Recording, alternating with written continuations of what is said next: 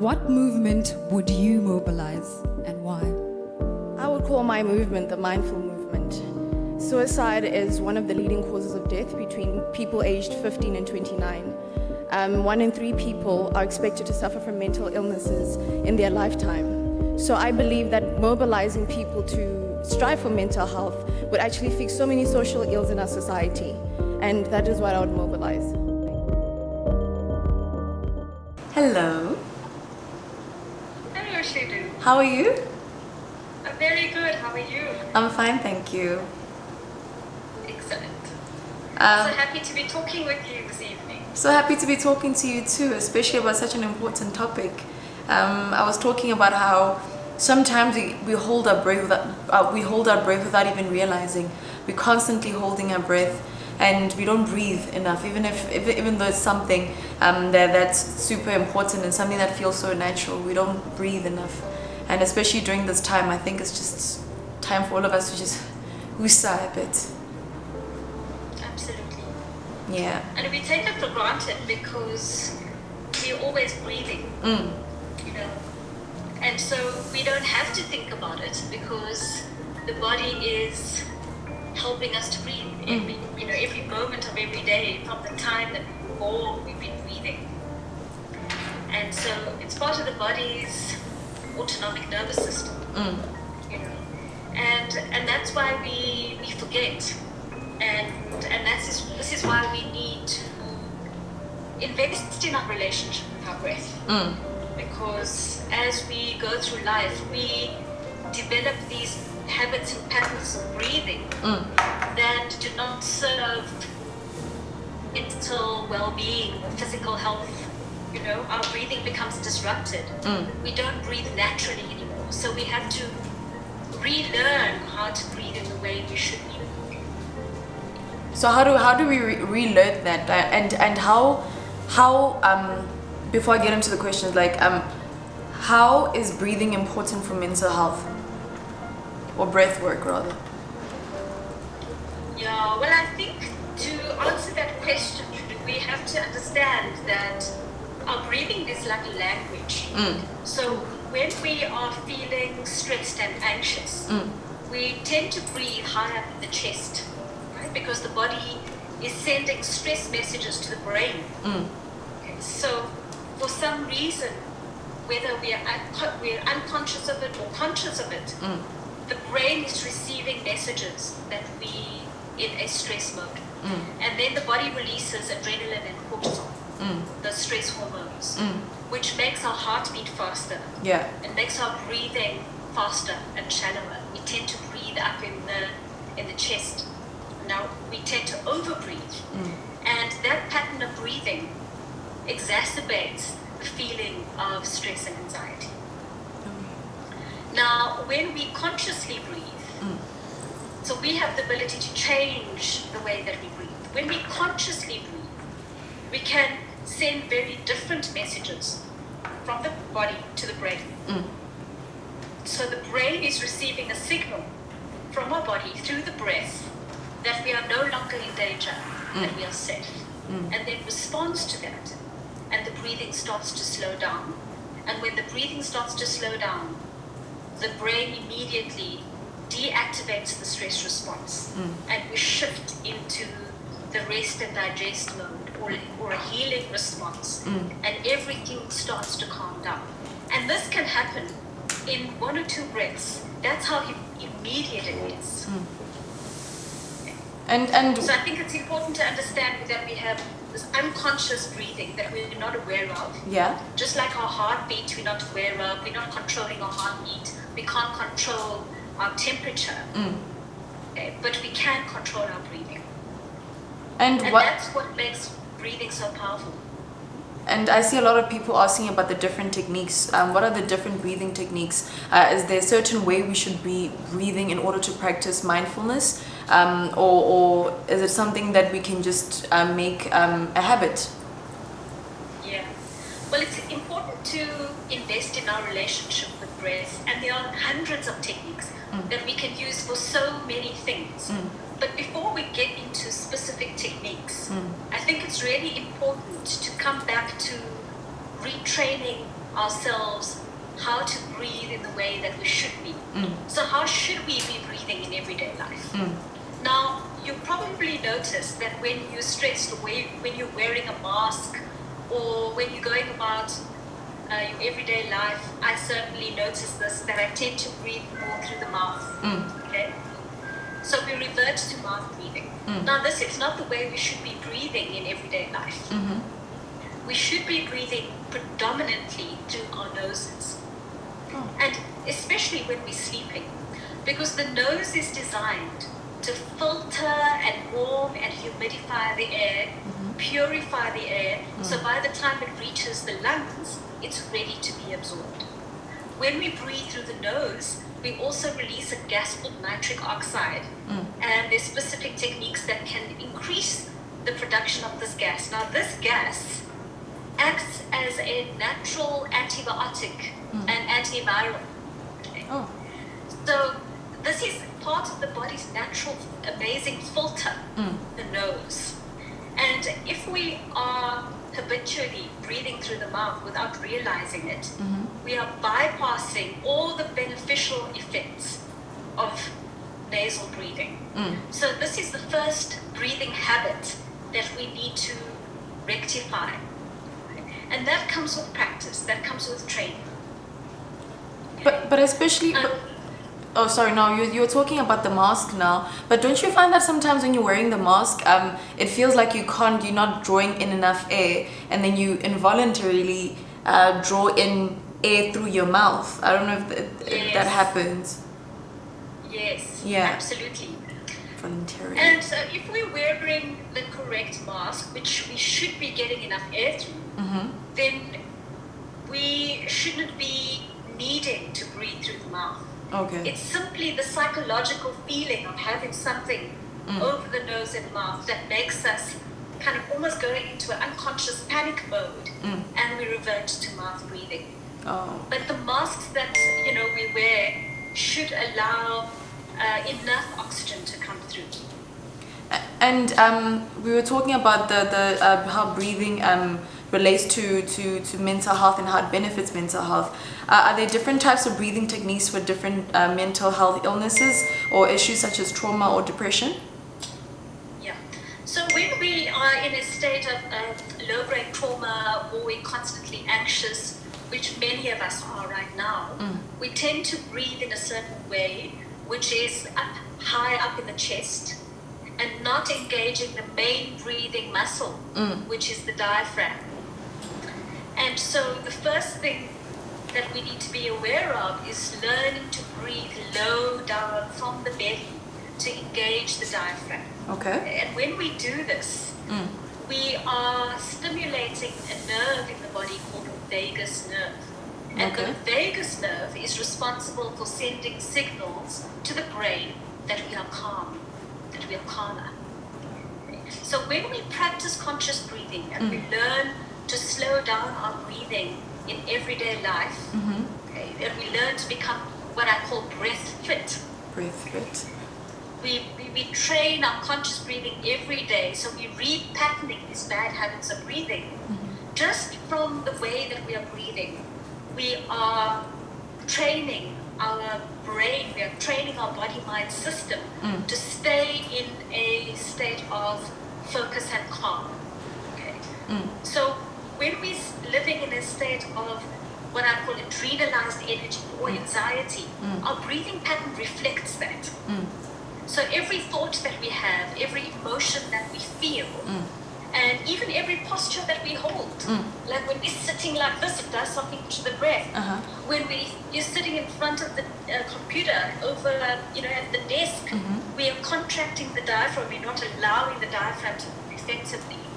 So every posture, every emotion, every thought has a corresponding breathing pattern. Right? So if we are constantly in the stress mode, our breathing is going to reflect that. And eventually our breathing gets stuck in that habit and pattern of breathing, which in turn feeds the feeling of being stressed all the time. So we get into the vicious cycle We're sending messages from the brain to the body. It's being reflected in our breath. And likewise, just from the way we're breathing, we are stimulating or we're triggering the feeling of anxiety just from the way we are breathing. So, sometimes you'll feel anxious for no reason. Okay, we have many reasons for anxiety. Yes, we understand that. But sometimes we can be sitting anywhere, sitting in the car or enjoying a meal with a friend at a restaurant. We have every reason to feel relaxed, but yet there's this gnawing discomfort, there's this gnawing anxiety, right? Yeah. And we don't understand why we're feeling like this. And in many cases, we're feeling like this because we have developed these unconscious, unhealthy breathing habits over time, over a whole lifetime. Just for example, the clothes that we wear. When we wear really tight clothes that restrict our breathing, that eventually, can lead to dysfunctional or suboptimal breathing habits. So there are so many factors that can influence the way we breathe. It's interesting as well that our breathing will change according to where we are in the menstrual cycle. Our breathing will change according to what we've eaten. Okay, so the breathing is part of the body's way of maintaining balance in the system. And so it's no, sorry, I just wanted to ask, does that help with sleep? If you're struggling to sleep, like breath work, learning how to breathe properly, does that help with sleep? Oh yes, absolutely. So many of us go to bed at night just overstimulated from the day, from our devices or from what we've experienced during the day. And so we go to bed and our breathing is quite fast and it's quite shallow, and our body is quite tense. And so when we can learn to slow down our breath, breathe from the belly, and consciously slow it down, we activate what we call the rest and digest mode, and we will immediately start to relax and feel sleepy. And there are specific techniques that can help with sleep. So a very popular technique to help with sleep is the 4-7-8 technique. Okay. So it's a slow inhalation through the nose. Okay. Inhale for a count of 4. And then just pausing at the top of the inhale for a count of 7. And then slowly exhaling either through the nose or through the mouth for a count of 8. Slow count of 8. And just a few cycles like that, you'll fall asleep in no time. So it's 4, holding it, and then hold it for 8 at the top, 7 at the top, 7. and then bring it back down for 8. That's it. Okay, I'm gonna try that. And how is this different from meditation? Like breathing techniques, how are they different from meditation? So with meditation, we can choose a point of focus, which can either be a candle or an affirmation. The idea is to slow the mind down. With conscious breathing, we are simply turning our attention towards the breath. Okay. Which can eventually lead, well, not eventually, quite quickly, lead to a meditative state. But conscious breathing can be used as a standalone practice that can bring very calming effects very quickly to the body-mind system. Often people struggle when, they try to meditate, trying to empty their mind, because we think that to meditate, we need to calm our mind of all thoughts. Okay. But most of us, as soon as we try and do that, we become aware of a flood of thoughts. And that's where mindfulness comes in. So conscious breathing can really help us to apply mindfulness. So I have a very nice little quick practice called the ABC technique, which brings together mindfulness and breathing. And I'll share that with you now.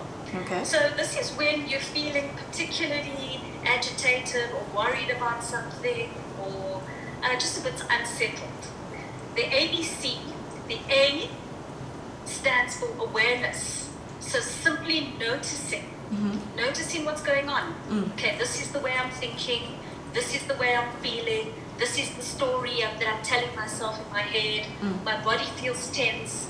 My heart is racing. So simply noticing everything that's going on. Okay? So that's awareness.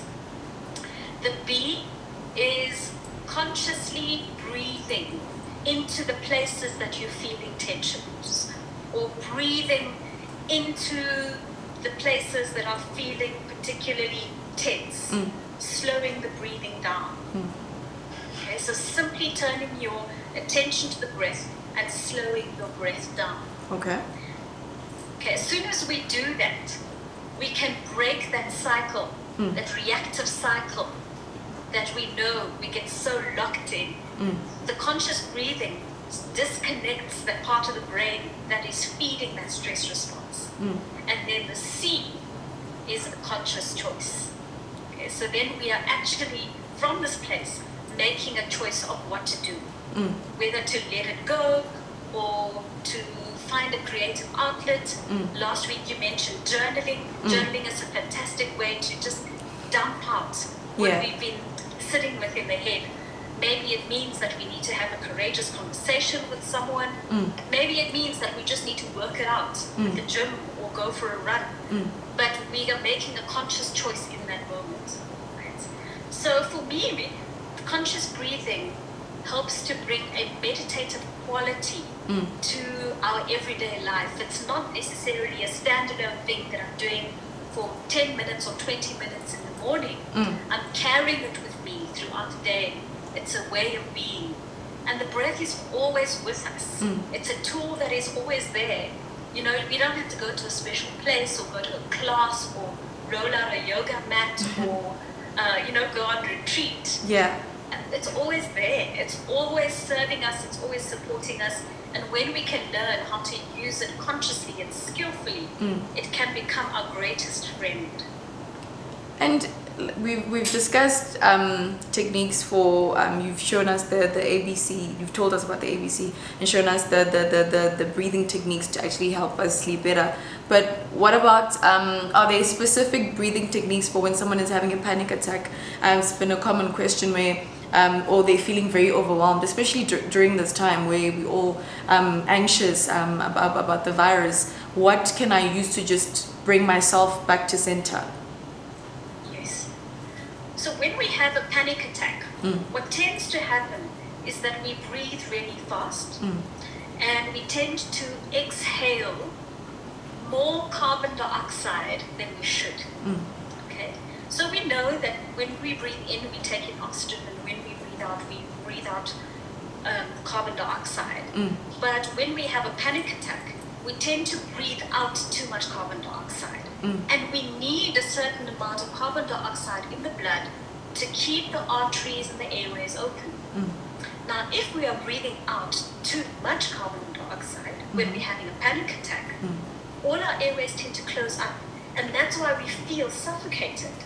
That's why we feel like we can't take in breath, because we're just over-breathing. And that's why we are often told to breathe into a brown paper bag when we're experiencing a panic attack, because we are rebreathing that carbon dioxide, which in that moment helps to open up the airways. Okay? So a better technique when you are experiencing a panic attack is to simply just place your hands over your mouth and nose like this. So you're still getting in air coming through the gaps. You just hold it. Yeah. Okay.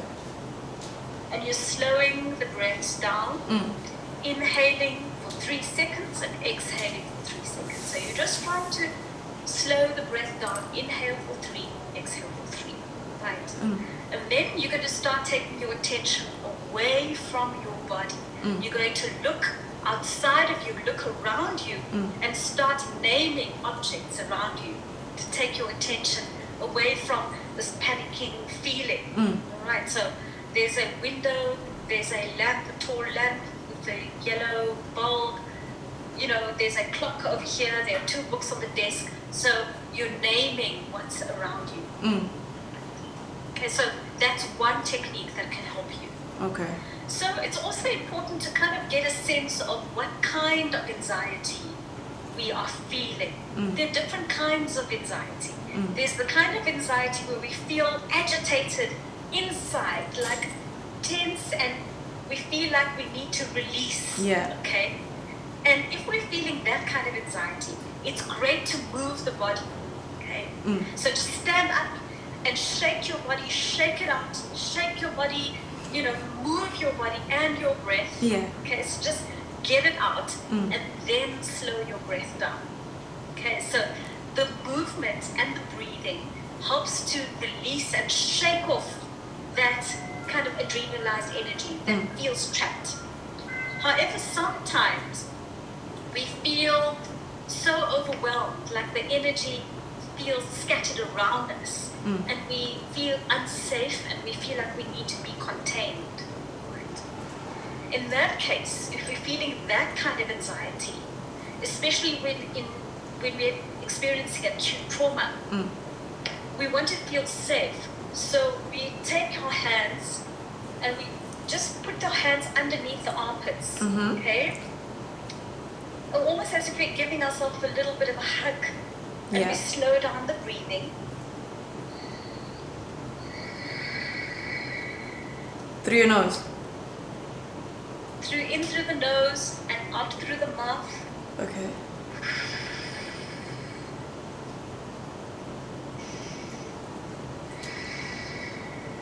You can also wrap your hands around your arms.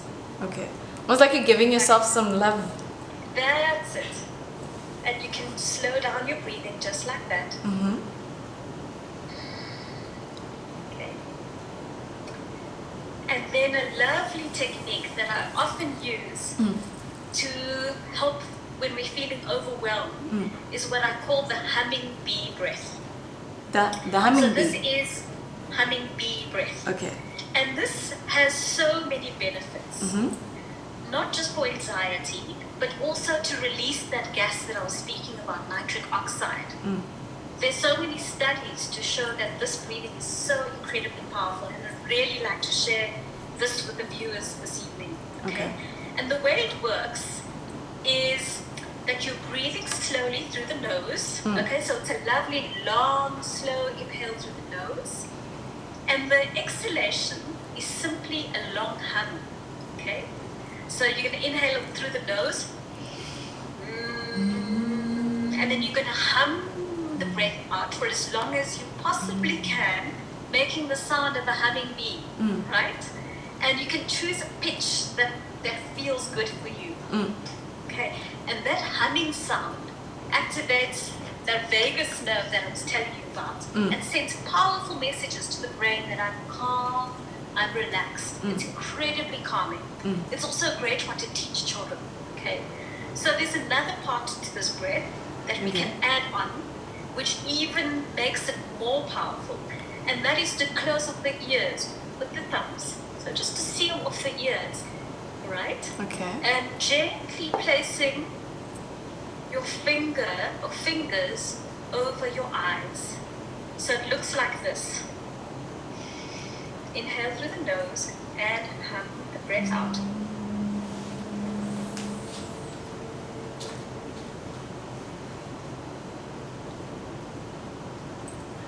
And you can do this about 5 to 10 times.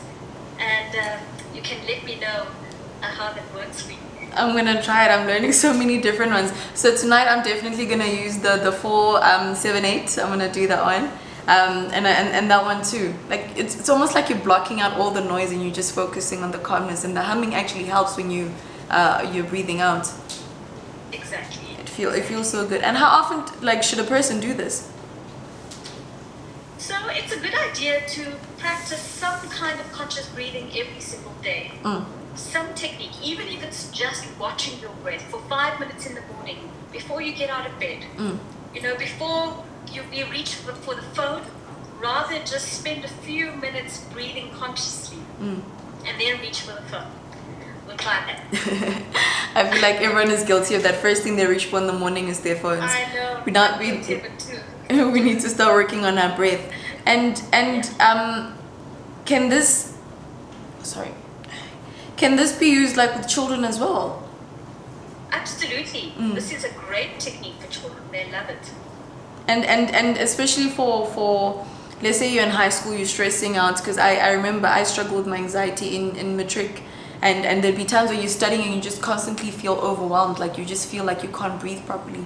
How do you bring it back down? Like someone was actually asking about when you're overthinking everything, because you think like, oh, I don't have enough time, I don't have this. How do you quieten down your thoughts and bring yourself back down to center, so you can actually like get over the anxiety, so you can study? Okay. The first thing to do is simply notice that you are breathing. The second thing to do is to feel into your body and just release the back of your neck and your shoulders. Okay, that brings your energy into your body. That immediately breaks the stress response. So feeling your feet on the floor, coming into your body, bringing your awareness into your body. So notice your breath, come into your body. Right? Then you can dump out stress. As you're moving your body, you do a few sighs of relief. Then you do a slow, conscious breathing technique, slowing down the inhale. And you can do this maybe for a count of 4, inhale for a count of 4 or 5, whatever feels comfortable for you. So inhale 2, 3, 4, 5, and exhale through the nose or the mouth. 2, 3, 4, 5. So inhaling for a count of 5 and exhaling for a count of 5. So just equalizing the breaths. If you want to feel more calm, then we focus on a longer exhalation. Right? So the longer the exhalation, the more calming it will be. Now, when we are about to go into an exam, we don't want to feel so calm that we're going to fall asleep. We want to have a balance between calm and alertness, right? And that's why this balancing of the inhale and exhale is a really good one. Another popular technique for exams is what we call the box breath. Box breath. I don't want to overwhelm everybody with too many techniques, but if you want to know about the box breath, you can go onto my YouTube channel. But for now, I think we'll just leave it with the balancing breath for exams, which is inhaling for 5, exhaling for 5. Okay. Inhaling through the nose for a count of 5, exhaling through the mouth or nose for a count of 5. So that's the one for just when you want to feel calm, when you want a sense of calm focus. And I've got a few questions from the audience. One person asked, my daughter gets extremely overwhelmed before going to bed. Can I try using a few breathing techniques to help calm her down? If so, what are they? Yes. Like I said, to work with the body and the breath is really lovely and also very good for children. So just get her to maybe, as she's inhaling, to raise her arms and then exhaling, bringing it down. Okay, and just inhaling, raising the arms, and exhale, bringing it down. And then to use the spinal movements to help with the inhale and exhale. So when we're inhaling, taking the shoulders back, looking up towards the ceiling, and you can do this. The cat and cow. Yeah, exactly. You know cat and cow. And then exhale. And curl in. Inhale, open up. Exhale, curl in. What do you think about the lion's breath? I love that. It's fantastic. It's so freeing, especially like when you drink the cat and cow. If you just bring it up and then you just let it all out. I really like that one. And I heard you talking about a YouTube page. Is there? Do you have a YouTube page where people can learn more of these techniques? Yes, absolutely. So they can go on to Dr. Ela Manga and then also visit our website, breathworkafrica.co.za or breathcafe.com. breathcafe.com. And are there any apps that maybe a person like me can download just to have with me? I know like there's Calm and There's Calm, there's Insight Timer, there's Breathe Plus, and there are many of them that we can also share on the chat. I think one of my colleagues is on the chat and she'll put in some of those links. Excellent. Well, thank you so much for your time tonight. I learned so much. I learned so many breathing techniques that I'm going to use, and I know that sometimes we forget to breathe, but thank you for helping us breathe today. Fantastic. Thank you so much. Thank you. And thank you to all the viewers. Thank you for watching, everyone, and thank you again, Doctor. Take care. Bye. Bye-bye.